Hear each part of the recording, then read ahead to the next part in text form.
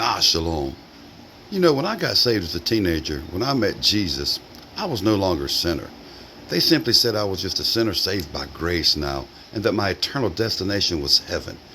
Wow, that amazed me. But I didn't know what to do until then, from salvation until resurrection. They told me just pray and just go to church and look for Jesus to come back any day now, and rapture us to heaven. Well, in God's eyes, I was saved, but in mine, in a way, I was still lost. You see, I had no guidelines to follow. You see, they told me the law of Moses was dead. Just do the 10 commandments, well, except the fourth.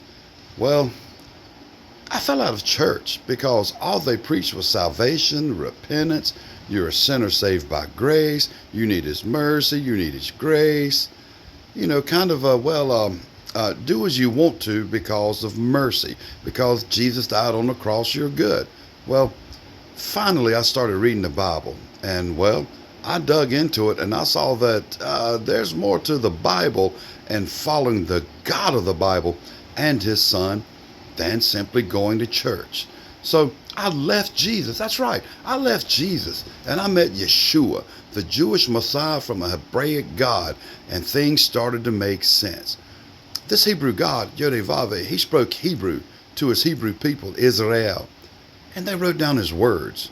And when you study the Bible in its original language, it starts to make a little more sense. The lies go away, the false teaching, and that mercy and grace train, it leaves the building and you get on the Yeshua train. What do you mean, man? Well, you see, I learned who I was. I learned I was not a sinner saved by grace. You see, Yodevave, the God of my Bible, He cannot look on sin. And my sins were forgiven, cast as far as the east from the west. You see, I am now Israel, no longer a sinner saved by grace. I'm grafted into His olive tree, into the house of Israel, with His chosen people. And that means no separation from them, just one house, one God, one flock, one shepherd, and one gathering. And I learned also what I was. Deuteronomy 28, it talks about the blessings we get if we follow His Torah, His instructions, His commandments, His laws, which are really blessings. And then I discovered this, that these laws, these commandments, these instructions, they're really our wedding vows from my groom. What? Yes.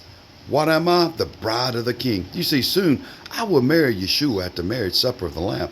It's who I am and what I am. I'm Israel and a bride to the King. But I also learned why I am. You see, my job as a Gentile grafted into the house of Israel, it's to make the houses of Judah, the Jews, and the house of Israel, the 10 tribes spread abroad, my job's to make them jealous so they come home. But in a very humble, gracious, loving way. For if they'd done Deuteronomy 28 verses 1 through 14, we would have been left out because they would have done the blessings. Remember, Yeshua Himself said, I came not before the lost sheep of Israel.